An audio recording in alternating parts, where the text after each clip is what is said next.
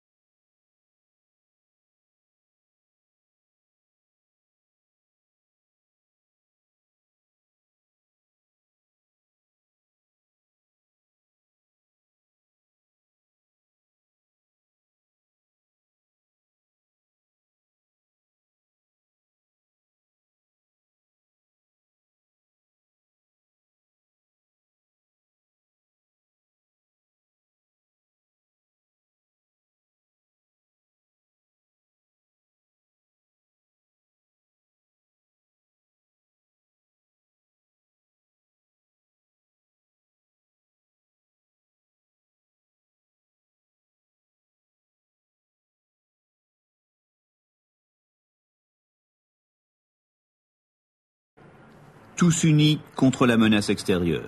Un argument fort pour resserrer les rangs des adeptes, même si la menace est souvent une invention du gourou. Voilà, c'est ici. Juste avant une réunion un dimanche soir, Jim Jones se trouvait là avec ses gardes du corps. On a tous entendu des coups de feu lointains et Jim Jones est tombé par terre.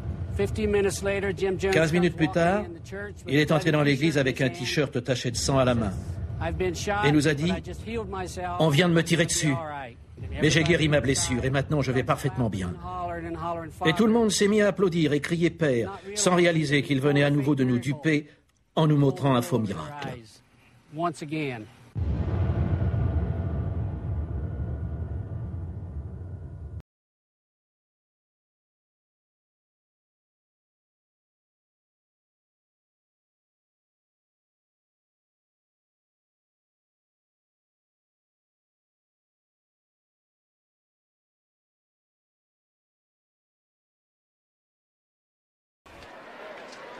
Dans Anges et démons, le meurtre du pape est une fiction.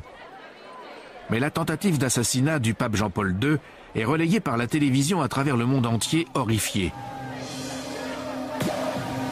Aujourd'hui encore, la question reste posée. Était-ce un acte isolé ou le fruit d'un vaste complot ?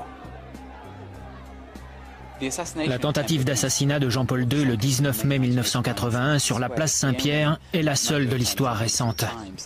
Il était entouré de membres de la sécurité du Vatican, dont des officiers de la garde suisse. La tentative d'assassinat de Jean-Paul II en 1981 n'était pas l'œuvre d'un tueur isolé. S'il y a eu un complot destiné à tuer Jean-Paul II, le secret du Vatican a parfaitement étouffé l'enquête au sein de l'affaire. En 1981, lorsque les autorités italiennes ont essayé d'obtenir des informations sur les éléments autour de la tentative d'assassinat de Jean-Paul II, elles se sont heurtées au refus catégorique de l'Église de livrer la moindre information aux magistrats.